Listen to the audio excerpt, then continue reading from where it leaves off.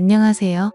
왜 이렇게 연상의 남자를 만나게 된 건지 그때는 어린 마음의 남들보다 여유가 있어 보이는 남편의 모습에 반해서 결혼을 결심했는데 결혼하고 나니 후회가 되는 부분이 더 많습니다.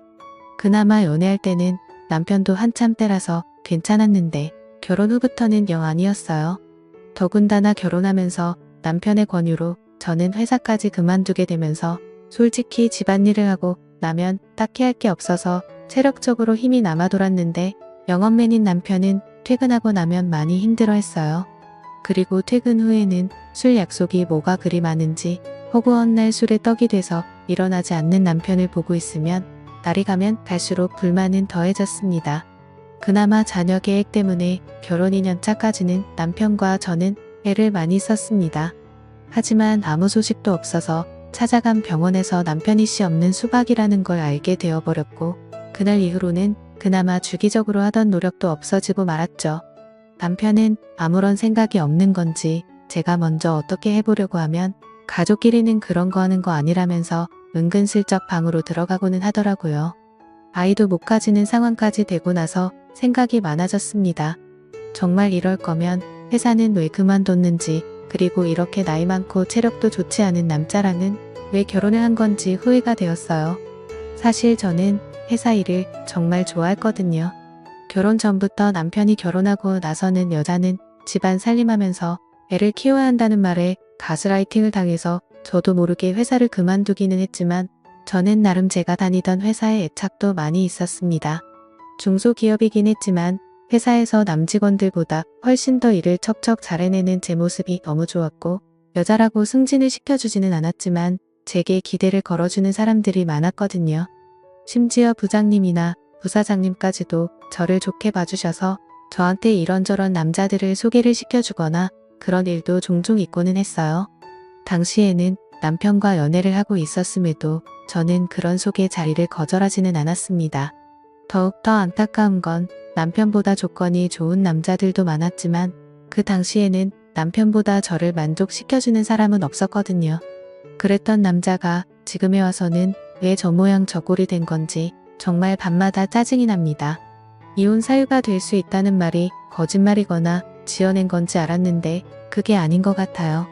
진짜 미리 알 수만 있었더라면 현재의 남편을 고르지 않고 다른 사람을 고르고 싶다는 생각뿐입니다. 그래도 남편은 저한테 상냥했어요. 8살 연하의 와이프라 그런지 저를 공주대하듯 대해줬고 자기 때문에 직장까지 그만둔 저에게 물심양면으로 지원을 해줬습니다. 딱 부부끼리 그거 하나 빼고 다 잘해줬어요. 솔직히 이렇게 친절하거나 그러지라도 않았다면 아마 진작에 이혼을 했을 수도 있었겠네요. 말씀드렸다시피 저는 일 처리도 정확하고 배우는 것도 빠른 사람이었어요. 어차피 저는 전업주부로 평생을 살아야 할 팔자가 되어버렸는데 집에서만 있는 건 제게 정말 고역이었습니다. 계획적이고 손도 빠른 편이라서 집안일이 아무리 많아도 점심때가 되기도 전에 웬만한 건 다 끝내서 딱히 집에서 할 게 없었고 무료했어요. 그 시간을 활용해서 저를 위해 쓰면 더 좋은 삶을 살 수 있겠다고 스스로를 위안하면서 밀렸던 독서도 해보고 싶은 공부도 해봤지만 밀려오는 부족함은 채워지지가 않았어요. 우울증까지는 아니었지만 집에 돌아온 남편에게 투정도 많이 했지만 남편은 항상 피곤하다, 내일도 운전하면서 하루 종일 돌아다녀야 하기 때문에 체력을 비축해야 한다 하는 말도 안 되는 변명을 하면서 빠져나가기 바빴습니다. 그래서 저는 그때 당시에 집에 있으면서 살이 엄청 많이 찌게 되었습니다. 결혼 전에는 남편도 첫눈에 반하게 만들고 여기저기 직장 동료들한테 소개팅도 받아서 다니고 하면서 나름 남자여러 놀리던 미모가 있었는데 집에만 있고 외출을 하지 않으니 화장도 안 하게 되고 살이 많이 찌게 되면서 결혼하기 전에 입던 옷들은 사이즈가 맞지 않아 입지도 못하게 되고 점점 제가 매력이 없어지는 것 같았습니다. 그리고 제가 살이 많이 찌게 된 이후로는 자격지심 때문인지 모르겠는데 남편도 저를 더 피한다고 생각을 했어요. 자존감이 낮아질 대로 낮아져 있던 그때 재활용을 하는 날 분리수거를 하다가 아파트 단지에서 이웃을 한 명 만나게 됩니다. 처음 보는 여자였는데 나이는 저보다 어려 보였어요. 아주 옷이며 신발도 잔뜩 비싼 브랜드로 도배해서 나와가지고는 재활용 분리수거를 하고 있는 거 아니겠어요? 사실 처음에는 속으로 욕을 했어요. 어지간히 돈 자랑을 하고 싶나 보다 싶었거든요. 이 시간에 분리수거를 하러 나온 걸 보니 저처럼 전업주부인 것 같은데 집에만 있으면서 저렇게 차려입고 다닐 필요가 있나 싶었거든요. 저랑 거의 똑같은 타이밍에 나왔는데도 불구하고 경비 아저씨가 저는 본체 만체도 안 하고 그 여자만 도와주는 것도 굉장히 기분이 나빴습니다. 아마 낮아진 제 자존감 때문이겠지요.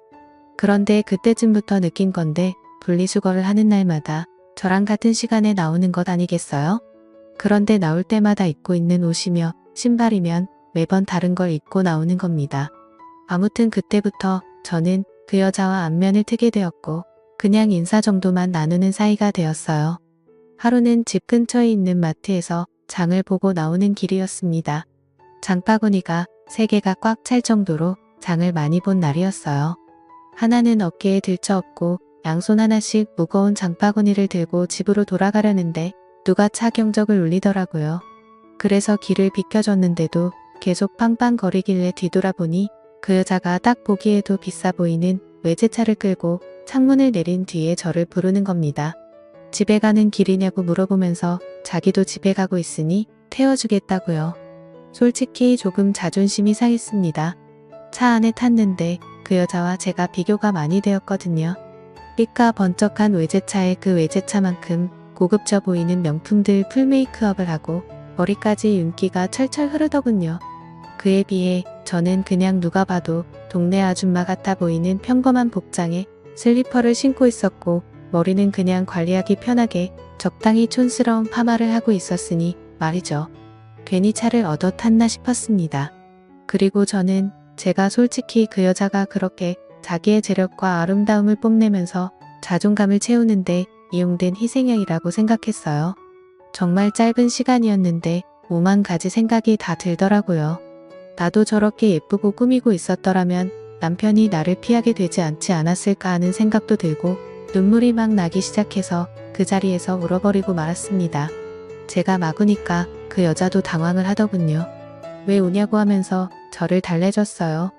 허세와 허용이 가득하고 자기의 만족을 위해 남을 절망시키는 아주 나쁜 여자라고 생각했는데 제가 엄청 오해를 했습니다. 그 여자는 저를 진심으로 위로를 해줬어요.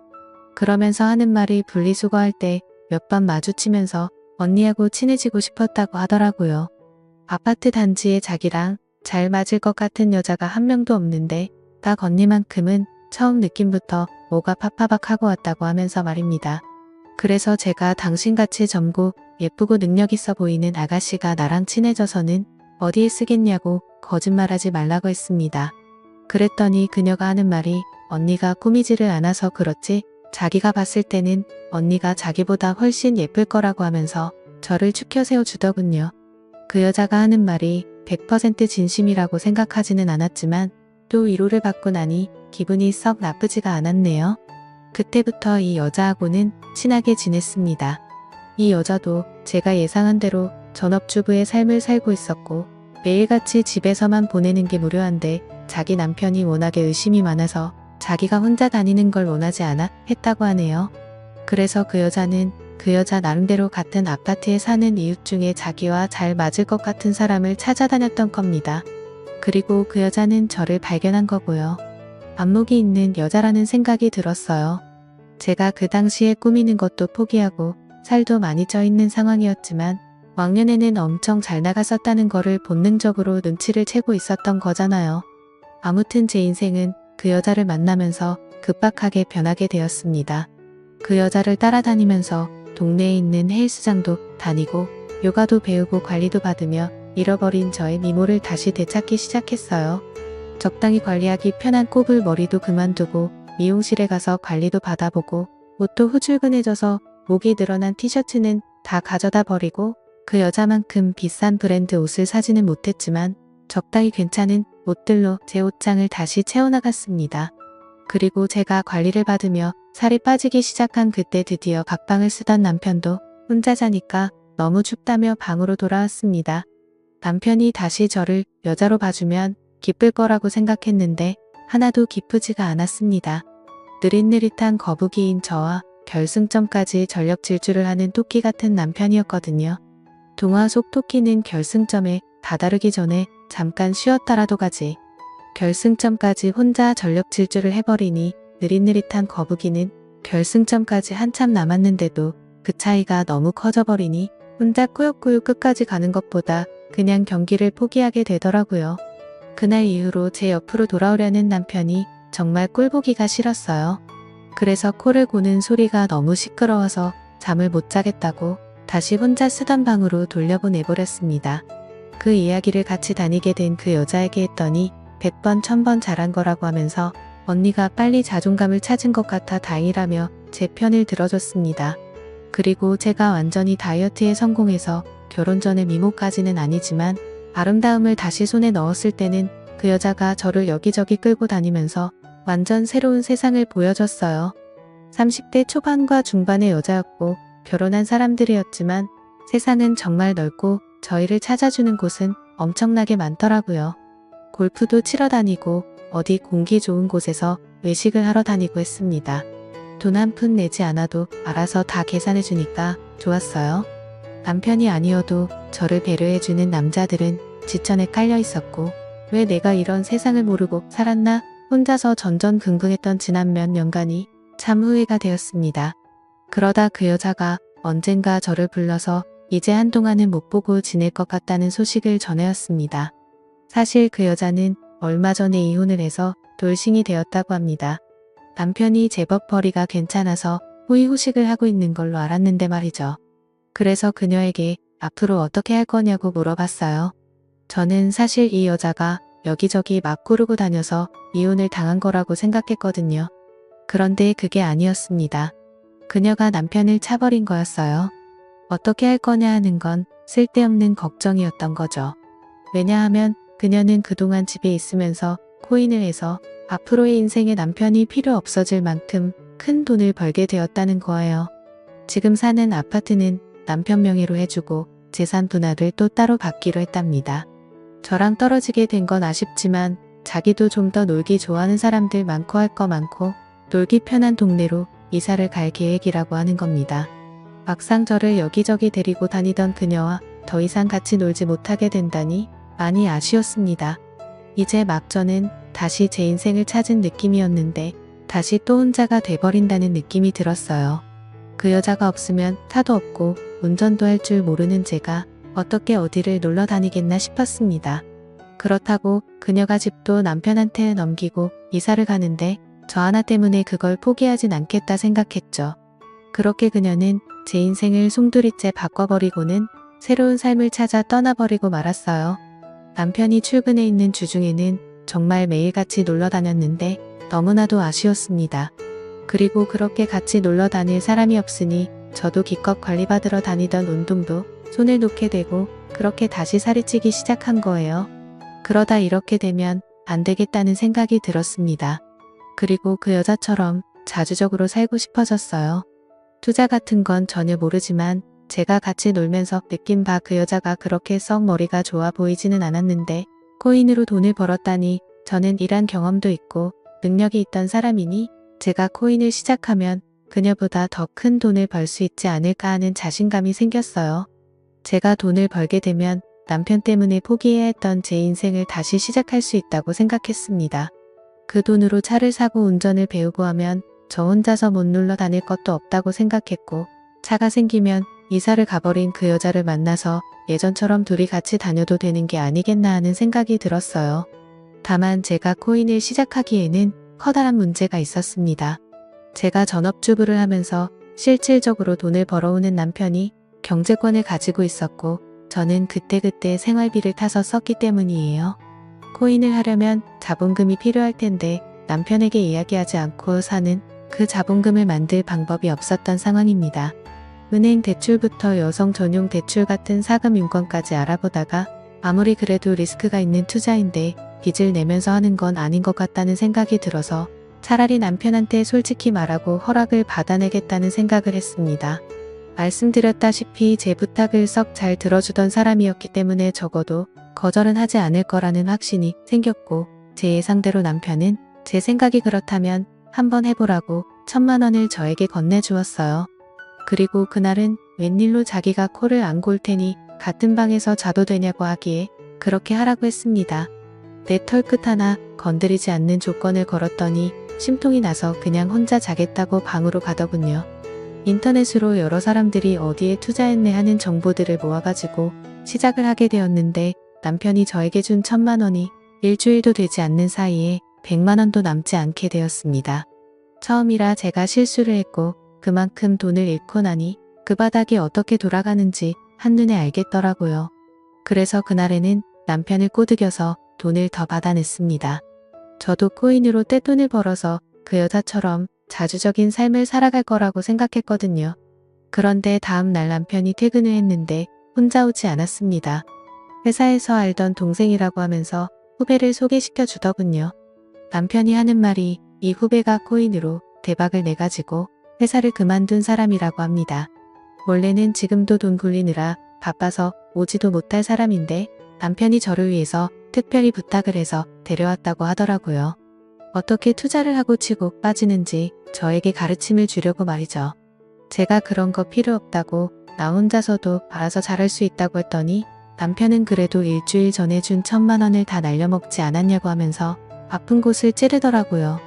앞으로 벌 돈이 얼마인데 그 정도는 내 경험비로 들어갔다 치면 되는 거 아니냐고 했더니 그 후배라는 사람이 그렇게 이쪽 길을 쉽게 봤다가 거지가 되는 거 순식간이라고 하면서 자기도 확신이 있는 게 아니기 때문에 투자 종목을 알려줄 수는 없지만 그래도 도움은 될 테니 한번 자기 이야기를 드러나 보라는 거예요.